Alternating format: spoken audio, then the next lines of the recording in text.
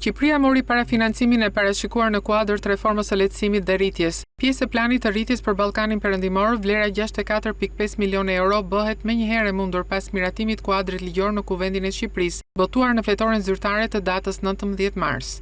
Urimi Maqedonisë së Veriut dhe Shqipërisë për vendosjen e ritmit në Ballkanin Perëndimor për të marrë parafinancim në kuadër të planit evropian të rritjes. Delegacioni i Bashkimit Evropian në Tiranë konfirmon hapin që bën të mundur 30 milionë euro kredi koncesionare për buxhetin e shtetit për këto reforma. Pjesa tjetër e parafinancimit prej 34.5 milionë euro në grante dhe hua koncesionare do t'injektohet drejt për drejt fondit të Ballkanit Perëndimor. Kalimi me sukses i procedurës që bëhet për herë të parë me Bashkimin Evropian ka kërkuar praktika specifike nga dy palët, për të cilat Shqipëria është përgjigjur në kohë.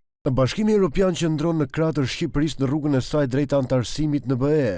Plani i rritjes e ndihmon Shqipërinë për të arritur këtë qëllim dhe për të afruar ekonominë shqiptare me atë të Bashkimit Evropian përpara se Shqipëria të bëhet anëtare. Brenda vitit 2027, Shqipëria ka mundësinë të marrë deri në 922.1 milionë euro në total nga ky fond. Pagesat e ardhshme do të bëhen me përfundimin e hapave të reformës të rënë dakord përmes Komisionit Evropian dhe Qeverisë Shqiptare në agjendën e reformës. Ndërsa Shqipëria përparon në zbatimin e agjendës së reformës, Bashkimi Evropian do zhbllokojë pagesat përkatëse, siguron delegacioni i Bashkimit Evropian përmes njoftimit të tij.